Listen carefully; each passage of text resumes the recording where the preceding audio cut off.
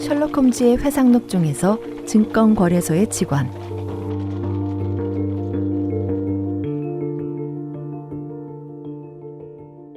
나는 결혼한 지 얼마 되지 않아 런던의 패딩턴구에 병원을 개업했다. 그 병원은 한때 명의로 소문이 났었지만 이제는 나이 들었고 무도병에 시달리고 있어 환자를 돌볼 수 없게 되었다. 사람들은 대개 남의 병을 고치는 의사라면 자신부터 건강해야 한다고 생각해 자기 병도 못 고치는 의사는 의심을 받게 된다.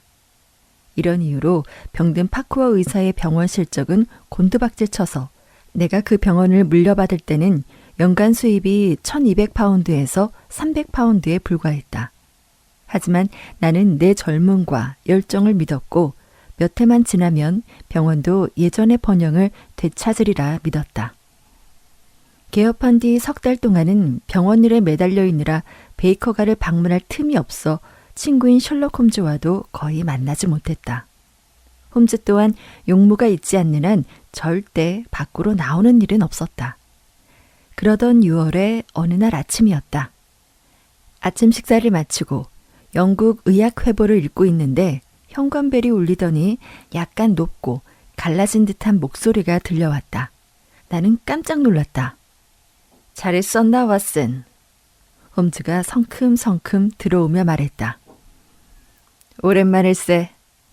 부인이 네 사람의 서명 사건으로 약간 충격을 받은 듯 하던데 지금은 회복되셨겠지? 고마워. 우리 둘 다 잘 지내고 있네. 나는 진심으로 반가워하며 악수했다. 그런데 왓슨, 홈즈가 흔들의자에 앉으며 말했다. 환자를 돌보느라 우리 추리 문제에 대해서 흥미가 없어진 건 아니겠지? 그럴 리가. 어젯밤에도 오래된 메모를 들춰보면서 지금까지 해결했던 사건들을 분류를 좀 해봤다네. 사건 기록을 그만둘 생각은 아니겠지? 무슨 소리? 그런 경험을 더 많이 해볼 수 있다면 그보다 기쁜 일도 없을 거야. 그럼 오늘은 어떤가? 좋지. 자네만 괜찮다면. 버밍엄까지 가야 하는데도 상관없네. 자네가 원한다면. 환자들은 어떻게 하고? 이웃병원의 의사가 자리를 비울 때 내가 대신 봐줬거든. 그쪽도 언제든 내 빚을 갚겠다고 했어. 그거 잘 됐군. 홈즈는 의자에 몸을 기댄 채 반쯤 감은 눈으로 나를 예리하게 쳐다보았다.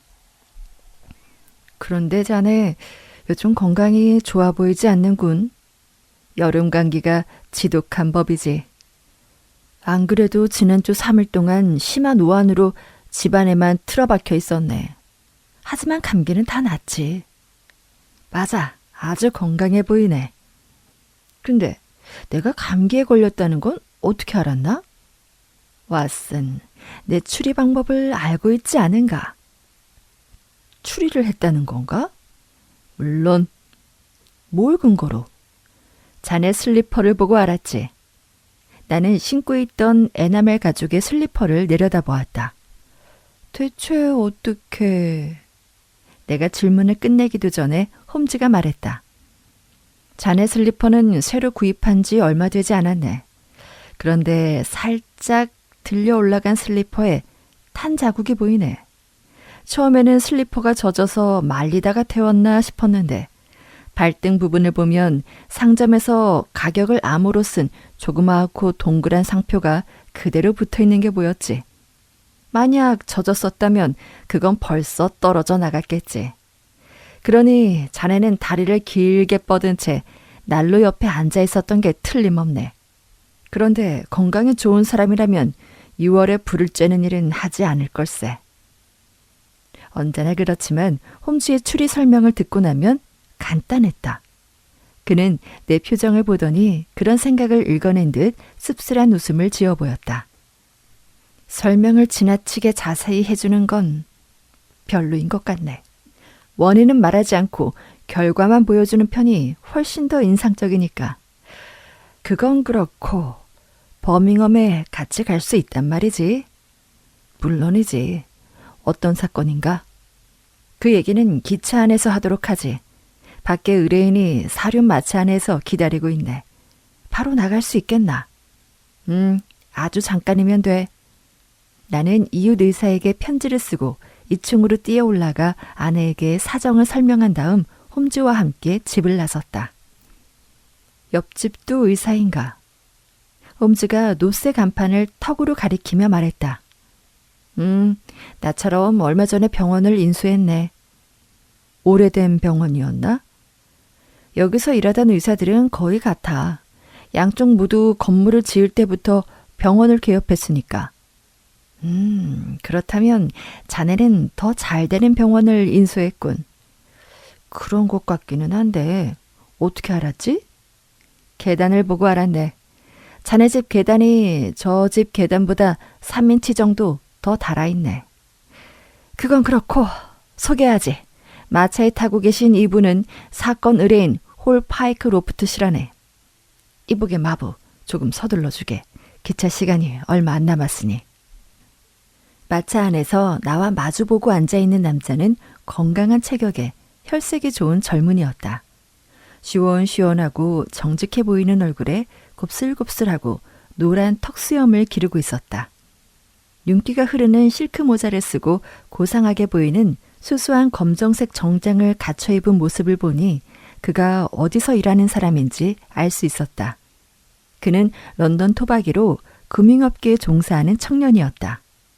군에 입대하거나 운동선수가 되어도 충분히 뛰어난 기량을 발휘할 것 같아 보였다. 그의 혈색은 좋고 둥근 얼굴은 건강해 보였지만 무슨 고민이 있는지 입술의 양쪽 끝이 처져 있어 조금 우스워 보이기도 했다. 하지만 그가 셜록 홈즈를 찾아온 이유를 들은 건 버밍엄으로 향하는 기차의 1등 칸에 탄 다음이었다. 홈즈가 말했다. 앞으로 70분은 더 가야 도착을 하네. 그럼 홀 파이크로프 씨, 방금 나에게 들려줬던 흥미로운 사건을 내 친구에게도 자세히 들려줬으면 합니다. 자세히 말할수록 좋습니다. 사건에 대해 다시 한번 들으면 나에게도 도움이 되니까요. 왓슨, 이 일의 배경에 무엇이 숨어 있는지 아닌지는 알 수 없지만 어쨌든 이번 일은 우리가 환영할 만한 기묘한 사건임은 분명하네. 나는 끼어들지 않을 테니 자, 말씀하시죠. 젊은이는 눈을 반짝이며 나를 보고 이야기를 시작했다. 이 이야기의 최악은 제가 바보 같은 짓을 했다는 겁니다. 물론 일이 잘 풀릴 수도 있었지만 어쨌든 제가 할 수 있는 일이 없었습니다. 하지만 제 손에 들어온 패를 놓치고 그 대가로 아무것도 얻지 못한다면 이보다 더 바보 같은 일은 없을 겁니다. 왓슨 박사님, 저는 이야기를 잘 못하지만 자초지정을 설명하면 이렇습니다. 저는 드레스퍼스 가든스에 있는 콕슨 앤 우드 하우스 상회라는 증권거래소에서 근무를 했습니다. 그런데 기억하실지 모르겠지만 지난 봄에 베네수엘라 공채 문제로 상회는 매우 큰 손해를 보고 부도가 나고 말았습니다. 그곳에서 5년 전부터 일하고 있었기에 콕슨 사장님이 다른 곳에서 일할 수 있도록 추천장을 써주셨죠. 저를 포함해 27명이 직장을 잃었습니다. 여기저기 알아보기는 했지만 저와 비슷한 처지의 사람들이 많아서 좀처럼 일자리 구하기가 어려웠습니다.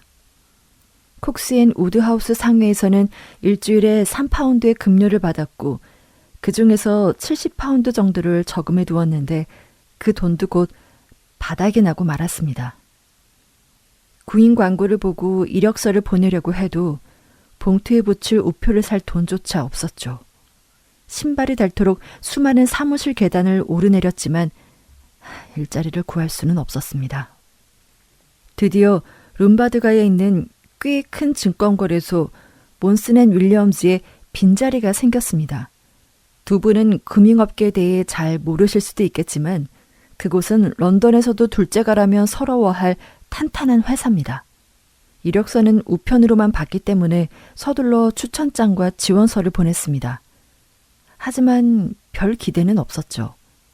그런데 뜻밖에도 다음 주 월요일 간단한 면접을 거쳐 바로 일을 시작하게 될 거라는 답장을 받았습니다. 어떻게 이런 일이 일어났는지 알 수 없었죠. 소문으로는 그 회사 인사 담당자가 이력서 덤니에 손을 집어넣고 한 장을 골라서 고용한다는 말이 있기도 하더군요. 어쨌든 제게는 절호의 기회였습니다. 전혀 예상하지 못한 행운이었죠. 급료는 콕슨보다 1파운드 많았지만 업무는 콕슨에서 했던 것과 같았습니다. 그런데 이상한 얘기는 여기부터입니다. 저는 햄스테드 교회에서 하숙을 하고 있었습니다. 주소는 포터스 테라스 17번지입니다. 취업이 확정된 그날 저녁 저는 방에서 담배를 피우고 있었습니다. 그런데 하숙집 아주머니가 공인회계사 아서피너라고 인쇄된 명함을 가지고 올라오셨습니다. 그런 이름은 들어본 적도 없고 대체 무슨 일로 나를 찾아왔는지 알 수 없었지만 어쨌든 손님을 방으로 올려보내라고 했습니다. 그는 중간 정도의 체구에 중간 정도의 키, 거무스름한 머리카락과 눈, 새카만 턱수염을 길렀는데 코를 보니 유태계처럼 보였습니다. 절도 있는 행동에 분명한 말투로 말했는데 시간을 낭비하는 것을 허락하지 않는 사람처럼도 보였죠. 홀파이크 로프시죠? 그렇습니다. 저는 손님에게 의자를 권하며 말했습니다. 얼마 전까지 콕슨 앤 우드하우스에서 일하셨죠? 맞습니다. 그리고 지금은 모슨에서 일하고 계시고요. 그렇습니다. 사실 제가 여기 온 이유는 당신이 재무 방면에서 뛰어난 능력이 있다는 얘기를 들었습니다. 콕슨의 지배인이었던 파커 씨를 기억하십니까? 파커 씨가 당신을 입에 침이 마르도록 칭찬을 하더군요. 물론 저는 기분 나쁘지 않았습니다. 회사에서 항상 일 처리를 정확하게 했지만 금융업계에서 이렇게 소문이 날 줄은 몰랐으니까요. 기억력이 아주 뛰어나다고 그가 말했습니다. 그리 나쁜 편은 아닙니다. 저는 겸손하게 말했습니다. 일을 쉬는 동안에도 주식시장에 계속 관심은 가지셨습니까? 네, 매일 아침 증권 시세표를 체크하고 있습니다. 역시 성실하시군요. 성공하기 위해서는 그래야죠. 그럼 잠깐 테스트를 해봐도 괜찮겠습니까? 이를테면 에어셔주의 주가는 얼마입니까? 106파운드 25펜스에서 106파운드 78센스입니다. 오, 훌륭합니다. 그럼 뉴질랜드 정리공채는 104파운드입니다. 그럼 브리티시 브로큰 힐즈는 7파운드에서 7파운드 6실링. 대단하군요. 그가 두 손을 번쩍 들어 올렸습니다. 역시 소문대로군요. 당신은 정말 모슨의 직원으로 두기에는 너무 아깝습니다. 생각하시는 것처럼 저는 칭찬을 듣고는 어리둥절했습니다. 하지만 피너 씨, 저는 그렇게 생각하지 않습니다. 저는 이 자리를 얻기 위해 많은 노력을 했고 취업하게 돼서 정말 다행이라고 생각하고 있습니다. 당신은 좀 더 꿈을 크게 가져야 합니다. 당신의 능력을 발휘할 수 있는 직장을 선택해야 하죠. 그곳은 당신 같은 인재가 있을 곳이 못 됩니다. 우리가 당신에게 제공할 수 있는 조건은 당신의 능력에 비하면 턱없이 모자라지만 모슨과 비교하자면 하늘과 땅 차일 겁니다. 모슨에는 언제부터 나가기로 하셨습니까? 월요일입니다. 하하하, 내기를 해도 좋습니다. 당신은 모슨에 가지 않을 겁니다. 모슨에 가지 않는다고요? 그렇습니다. 당신은 그 전에 프랑코 미들랜드 철물 주식회사의 지배인이 되어 있을 겁니다. 이 회사는 프랑스 전역에 134개의 지점을 두고 있습니다. 벨기에의 브뤼셀과 이탈리아의 산 레모를 제외하고도 말이죠. 저는 숨이 멎는 줄 알았습니다. 그런 회사는 들어본 적이 없습니다. 아마도 그럴 겁니다. 몇몇 주주들이 조용히 자본을 투자하고 있는데 워낙 수익이 높은 사업이라 일반에게는 공개하지 않고 있죠. 제 형인 해리 피너가 발기인이자 이사로서 이 회사를 이끌고 있습니다. 형은 제게 좋은 인재가 있으면 추천을 해달라고 부탁을 하더군요. 의욕이 넘치고 활발한 젊은이를 말입니다. 그래서 바커 씨한테 당신 이야기를 전해 듣고 이 밤에 여길 찾아온 겁니다. 우리는 초봉으로 500파운드를 드릴 수 있습니다. 1년에 500파운드나요? 저는 소리쳤습니다. 처음이 그렇다는 겁니다. 또 당신이 담당하는 지점에서 거래를 성사시킬 때마다 수익의 1%의 수수료를 추가로 받게 될 겁니다. 아마도 이것이 급료보다 많을 겁니다. 하지만 저는 철물에 대해선 아는 게 없습니다. 그래도 숫자에는 밝지 않습니까? 저는 머리가 멍해져서 의자에 가만히 앉아 있을 수가 없었습니다. 그러다 문득 의심스러운 마음이 들었죠. 솔직히 말씀해 주시죠. 모슨에서 주는 급료는 200파운드지만 그곳은 믿을 수 있는 회사입니다. 하지만 당신의 회사에 대해서는 전혀 아는 바가 없기 때문에 정말 현명하십니다. 그는 감탄하며 말했습니다. 당신 같은 사람이야말로 우리가 찾고 있던 인재입니다. 당신 말이 맞아요. 여기 100파운드 지폐가 있습니다. 우리와 함께 일할 생각이 있다면 성금으로 받아두시죠. 고맙습니다. 언제부터 일하면 될까요? 내일 1시까지 버밍엄으로 오시죠. 자, 이건 형에게 건네줄 소개장입니다. 코퍼레이션과 126B로 가면 우리 임시 사무실에서 형님을 만날 수 있을 겁니다. 물론 당신을 고용할지 말지는 형님의 결정이지만 아마 별 문제 없을 겁니다. 정말이지 뭐라 감사를 드려야 할지 모르겠습니다, 피너 씨. 아닙니다. 당신은 그만큼의 가치가 있습니다. 이제 한두 가지 형식적인 절차가 남았습니다. 옆에 종이가 있군요. 여기에 이렇게 써주시죠. 나는 프랑코 미들랜드 철물 주식회사에서 지배인으로서 최저 연봉 500파운드의 조건으로 근무할 것을 승낙합니다. 라고 말입니다. 저는 그가 부르는 대로 받아 적었고 그는 서류를 주머니에 넣으며 말했습니다. 한 가지가 더 있습니다. 모슨 쪽에는 어떻게 할 생각이십니까? 저는 너무 기쁜 나머지 모슨에 대해서는 까맣게 잊고 있었습니다. 가지 않겠다고 편지를 쓰겠습니다. 그러지 않는 편이 좋겠습니다. 그렇지 않아도 저는 당신 문제로 모슨의 지배인과 한바탕 언쟁을 벌였거든요. 내가 당신에 대해 알아보려고 찾아갔더니 그자는 몹시 화를 내더군요. 당신을 빼내려 한다면서 불쾌한 이야기를 퍼부었습니다. 그래서 나도 참을 수가 없어 한마디 했습니다. 우수한 인재를 채용하고 싶다면 그에 맞는 대우를 하라고 말입니다. 그러자 그 젊은이는 아무리 돈을 많이 준다고 해도 우리 회사로 올 거라고 하더군요. 나는 그 청년이 우리 회사를 선택할 거고 당신은 그 젊은이에게서 아무 연락도 받지 못할 거라고 말했습니다. 그랬더니 자기들이 당신을 시궁창에서 구해줬으니 그리 쉽게 배신하지는 않을 거라고 하더군요. 정말 무례하군요. 저는 그를 본 적도 없는데. 어쨌든 그쪽은 신경 쓰지 않아도 상관없지 않겠습니까? 당신이 원하지 않는다면 쓰지 않겠습니다. 좋습니다. 약속하셨습니다. 그는 자리에서 일어나며 말했습니다. 형님을 위해 이렇게 훌륭한 인재를 추천하게 되어 매우 기쁩니다. 여기 100파운드의 선불과 소개장입니다. 코퍼레이션과 126B번지 잊지 말고 오십시오. 약속 시간은 내일 1시입니다. 그럼 안녕히 계십시오. 여기까지 제가 기억하는 한 그 남자와 나눈 대화를 자세히 말씀드렸습니다.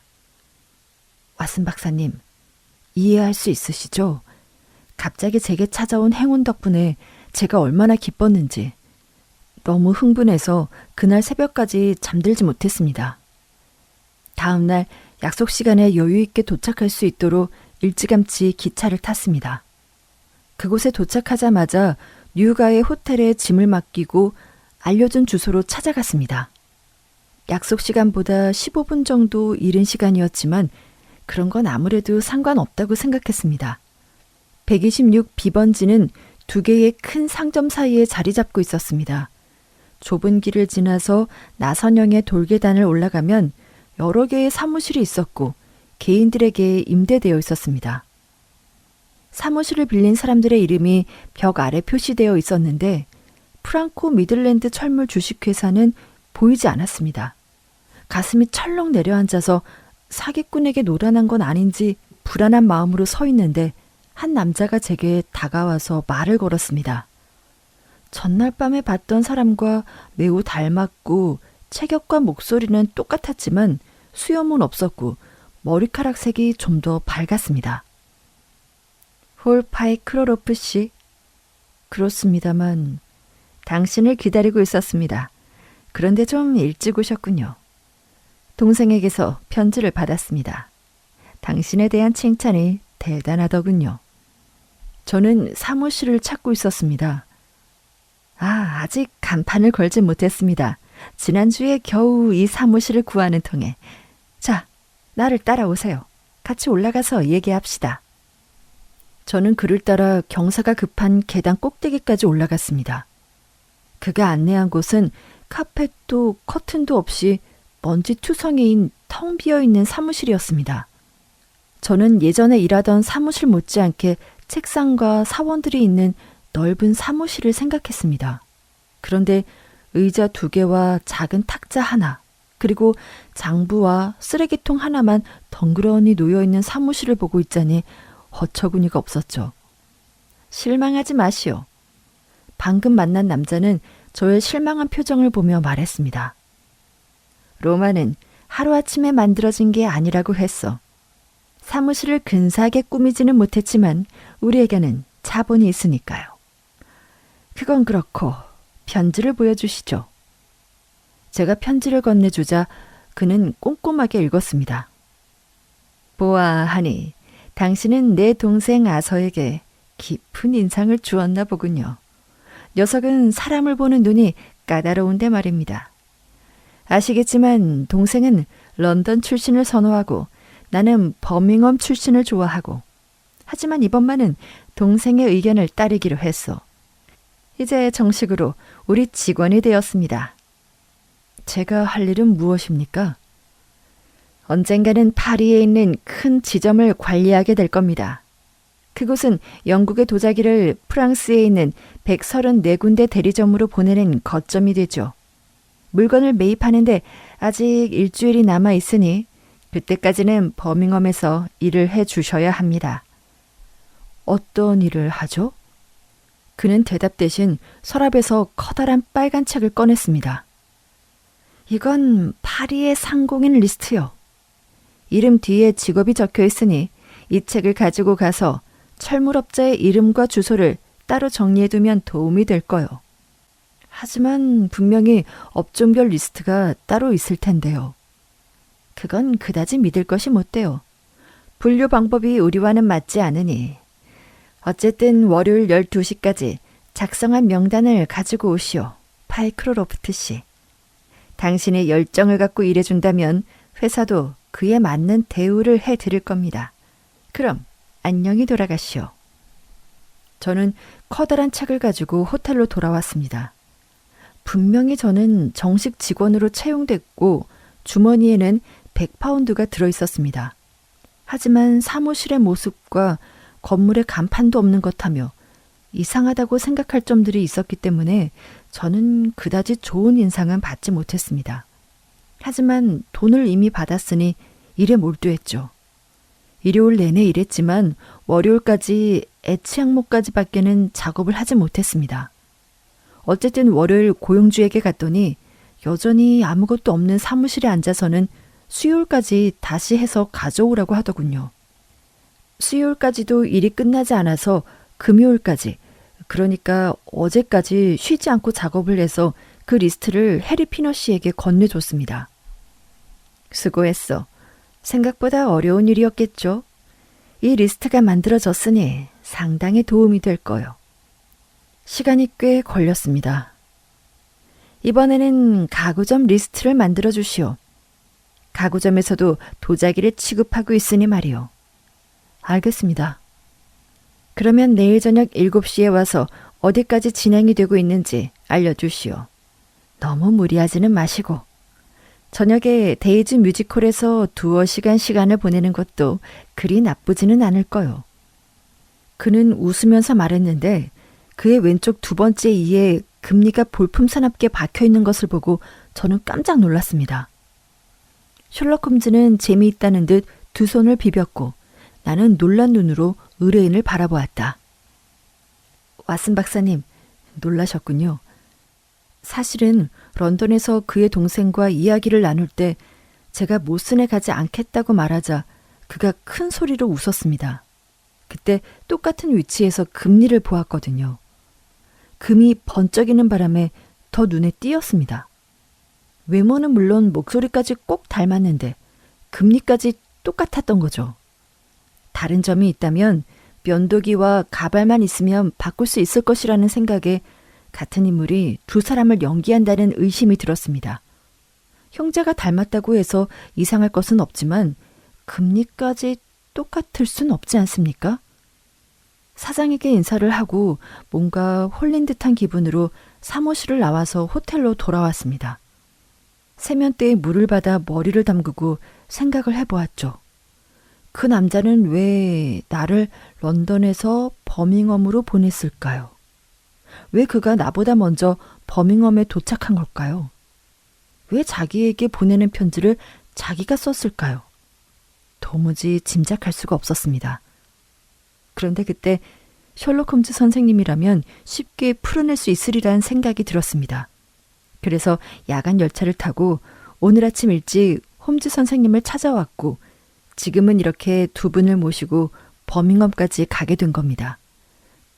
주식 중개인의 놀라운 이야기가 끝나고 잠시 침묵이 흘렀다. 이윽고 셜록 홈즈는 의자에 기대어 앉아 최상급 와인을 음미하는 와인 감식가처럼 흐뭇하면서도 진지한 표정으로 나를 바라보았다. 꽤 재밌지 않는가 왓슨.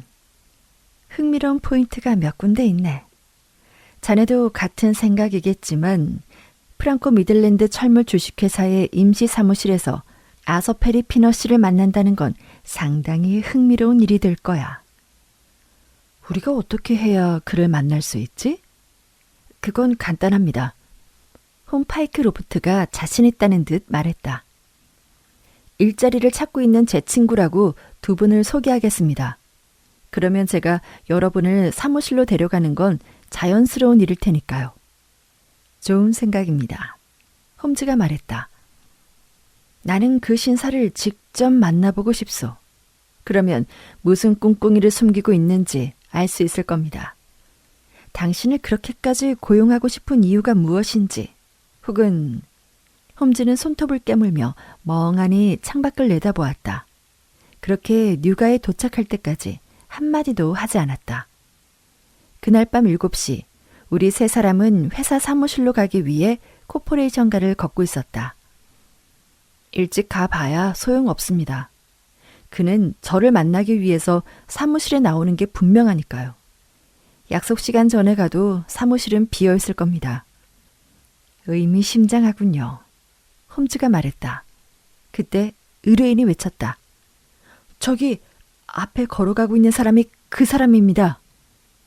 파이크로 로프트는 길 건너편에서 서둘러가는 체격이 작고 말쑥한 옷차림의 남자를 가리켰다. 남자는 마차 사이를 뛰어다니며 이제 막 나온 석간을 팔고 있는 소년을 부르더니 신문 한 부를 샀다. 그리고 신문을 손에 든 채 한 건물 안으로 사라졌다. 저깁니다. 홀 파이크 로프트가 외쳤다. 거기에 회사 사무실이 있습니다. 절 따라오세요.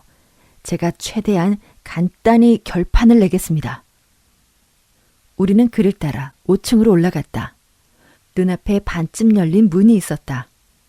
의뢰인이 문을 두드리자 들어오라는 목소리가 들려 안으로 들어가 보니 그가 말한 것처럼 방은 텅 비어 있었으며 제대로 된 가구도 없었다.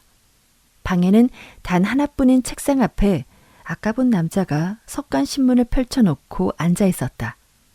남자가 우리를 돌아보았는데 그의 얼굴에는 슬픔, 아니 슬픔을 넘어선 평생 경험하기 힘든 공포가 서려 있었다. 이마는 땀으로 번들거렸고 핏기 없는 뺨은 물고기 배처럼 생기 없는 하얀색이었으며 넋이 나간 사람처럼 멍한 눈으로 우리를 쳐다보았다.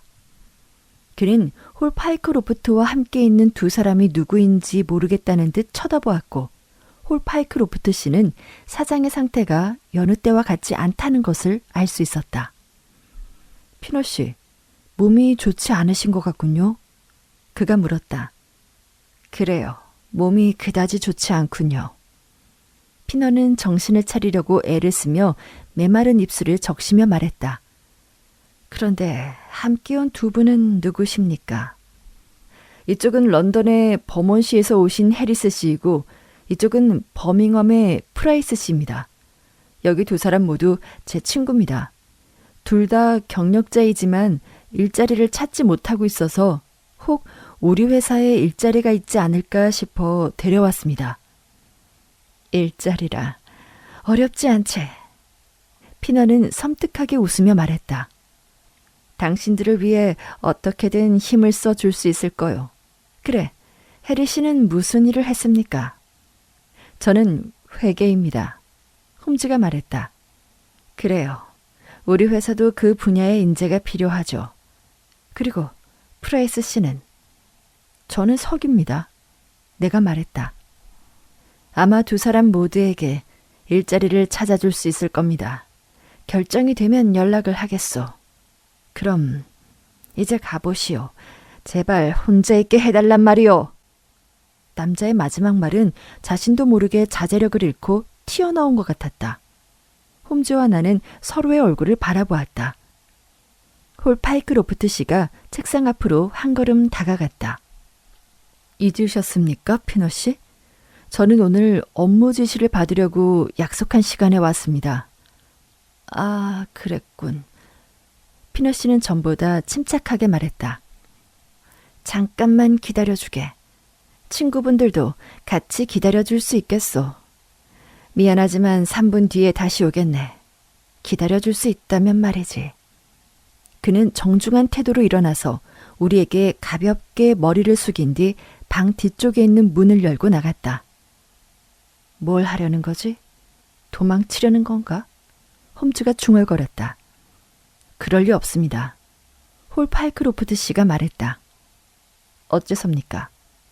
저 문은 안쪽 방으로 연결이 돼 있습니다. 그럼 출구가 없다는 말씀입니까?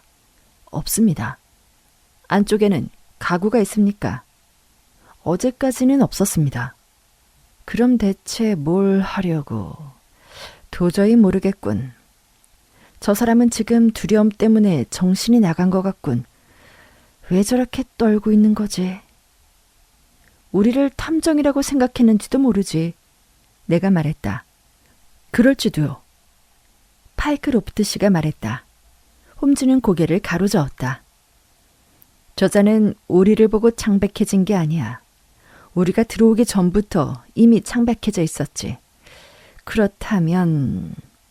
홈즈의 말은 문 안쪽에서 쿵쿵거리는 소리가 들려왔기에 중단되었다. 왜 안에서 문을 두드리는 걸까요? 파이크로프트 씨가 말했다. 다시 문을 두드리는 소리가 점점 더 크게 들렸다. 우리는 무슨 소리인가 싶어 닫힌 문을 바라보았다. 홈즈를 슬쩍 바라보았더니 굳은 표정으로 몸을 안쪽으로 숙이고 귀를 기울이고 있었다. 그런데 갑자기 나지막하게 콜록이는 소리가 들리더니 나무를 두드리는 소리가 들렸다. 홈즈는 미친 듯이 문을 향해 돌진하더니 방문을 몸에 부딪혔다. 문은 안에서 잠겨 있었다. 우리는 홈즈를 따라 온몸으로 문을 밀었다. 위아래로 경첩이 떨어져 나가더니 문이 커다란 소리를 내며 넘어갔다. 방은 비어 있었다. 그러나 다음 순간 우리는 그게 아니란 걸 알았다. 우리가 있던 방 또 다른 구석에 다른 문이 있었다. 홈즈는 달려가서 그 문을 열어젖혔다. 외투와 조끼가 바닥에 떨어져 있었고 문 뒤에 고리에 바지 멜빵으로 목을 맨 프랑코 미들랜드 철물 주식회사의 사장이 매달려 있었다. 두 무릎은 구부러져 있었으며 얼굴은 무시무시한 각도로 꺾인 채 매달려 있었다. 우리의 대화를 중단시킨 소리는 구두의 뒤꿈치가 문에 부딪혀 난 소리였다. 나는 곧 그의 허리를 안아 들어올렸고 그 사이 홈즈와 파이크로 로프트 씨는 흑빛이 된 피부에 깊숙이 파고든 멜빵줄을 풀었다. 그런 다음 우리는 그 남자를 옆방으로 옮겼다. 그의 얼굴에는 핏기가 전혀 없었으며 보라색 입술 사이로 신락 같은 숨이 새어나왔다. 5분 전에 우리가 만난 사람이라곤 생각할 수 없을 정도로 기이하게 변한 모습이었다. 홈즈가 내게 물었다. 어떤가 왓슨? 나는 몸을 굽혀 그의 상태를 확인했다. 맥박은 불규칙했지만 호흡은 점점 안정을 되찾기 시작했으며 눈꺼풀이 가늘게 떨리더니 흰자위가 보였다. 아슬아슬했지만 이제 괜찮아질 거야. 그쪽 창문을 열고 물을 좀 가져다 주겠나? 나는 그의 옷깃을 풀고 찬물을 얼굴에 뿌린 뒤 호흡이 정상으로 돌아올 때까지 두 팔을 올렸다 내렸다 했다. 곧 깨어날 거야. 나는 일어서며 말했다. 홈즈는 두 손을 바지 주머니에 깊게 찔러 넣고는 고개를 숙인 채 책상 옆에 서 있었다. 이제 경찰을 불러야겠군. 홈즈가 말했다. 솔직히 그들이 오기 전에 사건을 해결하고 싶지만 저는 뭐가 뭔지 하나도 모르겠습니다. 홀 파이크 로프트 씨가 머리를 극적이며 말했다. 도대체 왜 저를 여기까지 데려왔을까요? 그건 뻔한 일입니다. 문제는 갑작스런 마지막 행동이죠. 홈즈가 안타깝다는 듯이 말했다. 그럼 전부 알고 계셨습니까? 그렇습니다. 왓슨, 자네는 어떤가? 나는 어깨를 으쓱했다. 솔직히 난 잘 모르겠네. 내 능력 밖의 일이야. 지금까지 일어난 사건을 잘 생각해보면 결론은 하나밖에 없네. 그게 뭐지? 이 사건의 핵심은 다음 두 가지 사실과 연결이 돼 있네. 하나는 파이크 로프트 씨에게 이 유령 회사에서 일을 하겠다는 서류를 쓰게 했다는 사실이지. 뭔가 이유가 있을 것 같지 않나?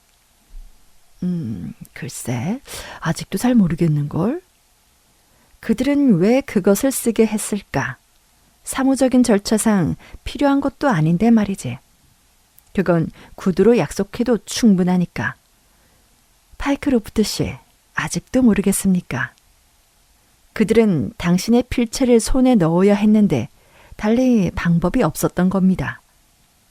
도대체 왜죠? 바로 그겁니다. 도대체 왜? 이 질문에 대답할 수 있다면 다음 일도 어느 정도 짐작할 수 있을 겁니다. 왜일까? 이유는 하나입니다. 누군가 당신의 필체를 흉내내기 위해서 당신의 글씨가 필요했던 겁니다. 이제 두 번째 사실로 넘어가면 또 다른 진실이 드러난다는 걸 알 수 있을 겁니다. 두 번째는 피너 씨가 당신에게 모스턴 회사에 채용 거절 편지를 보내지 말라고 요구한 것입니다. 그 회사 지배인은 지금까지 얼굴을 본 적이 없는 홀 파이크 로프트 씨라는 사람이 월요일 아침에 사무실로 출근을 할 줄 알고 있는데 홈즈의 설명을 듣고 파이크로 로프트 씨가 외쳤다. 전 정말 한심한 짓을 했군요. 이제야 왜 당신의 필체가 필요했는지 아시겠습니까?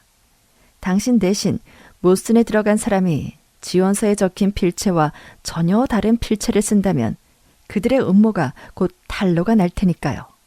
하지만 당신의 필체를 모방할 수 있다면 의심을 받지 않을 겁니다. 그 회사에서 당신을 실제로 본 사람은 아무도 없으니 말입니다. 이런...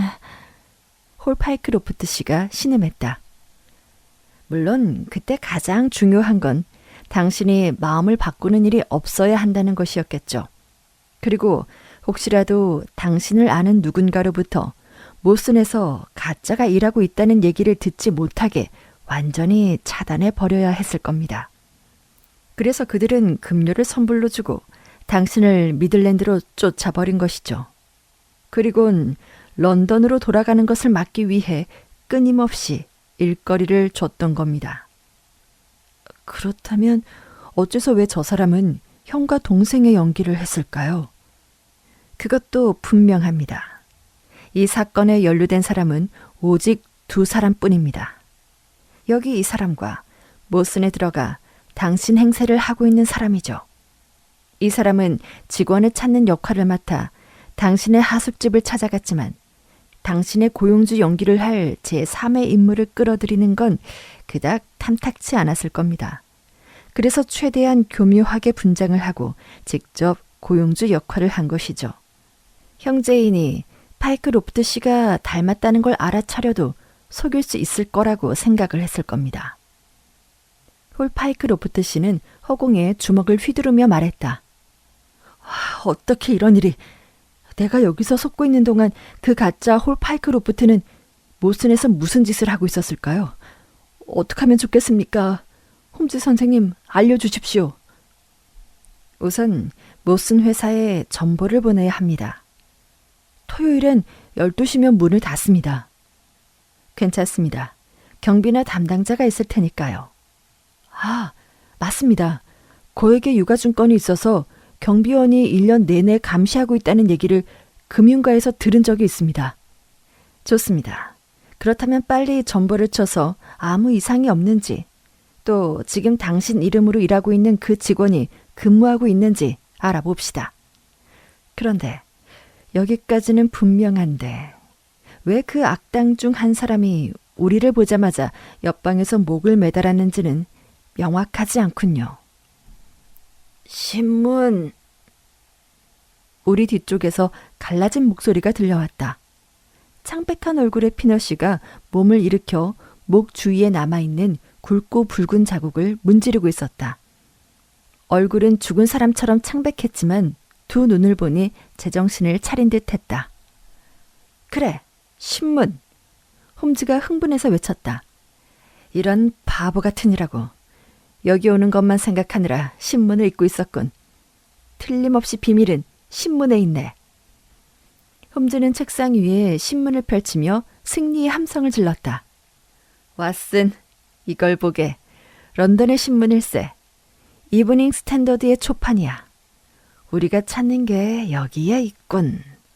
기사 제목은 런던 금융가의 범죄, 몬슨 앤 윌리엄스 상회에서 살인, 천문학적인 액수를 노린 강도 미수 사건, 범인 체포. 이봐 왓슨, 흥미진진한 기사이니 큰 소리로 읽어주지 않겠나. 지면에 실려있는 기사의 위치를 보니 런던에서 일어난 가장 큰 사건 같았다. 내용은 다음과 같다. 오늘 오후 런던 시내에서 일어난 강도 미수 사건으로 사망자 1명이 있었지만 범인은 체포되었다. 유명한 증권거래소 모슨 앤 윌리엄즈 회사는 얼마 전부터 총액 100만 파운드가 넘는 유가증권을 보관하고 있었다. 이에 모슨 앤 윌리엄즈 지배인은 최신형 금고를 들여놓고 무장한 경비원에게 24시간 경호하는 보안 체계를 갖추도록 했다.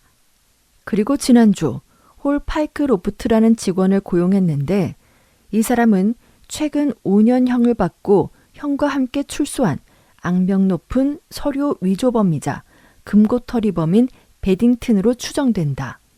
베딩턴이 어떤 방법으로 모슨에 입사했는지 아직 밝혀지지 않았지만 가명을 사용해 회사에 취업하는 데 성공했으며 직원이라는 신분을 이용해 많은 열쇠를 복사해 증권 보관실과 금고의 위치를 파악한 것으로 알려졌다. 모슨 성에는 토요일 정오에 폐점하는 것이 관례다. 이 때문에 런던 시내 경찰서의 터슨 경찰은 오후 1시 20분경 어떤 남자가 손가방을 들고 상회에서 나오는 것을 수상히 여겼다. 경찰은 이 남자를 미행했는데 플롯경위의 도움을 받아 격렬한 격투 끝에 남자를 검거하는 데 성공했다. 곧바로 이 남자가 거액의 돈을 노리고 대담한 강도 행각을 벌였다는 사실이 밝혀졌다. 그 가방 안에는 약 10만 파운드에 달하는 미국 철도 회사의 채권과 많은 회사에서 발행한 유가증권이 발견됐다. 터슨 경찰의 발빠른 조치가 없었다면 월요일 아침까지 발견되지 못했을 것이다.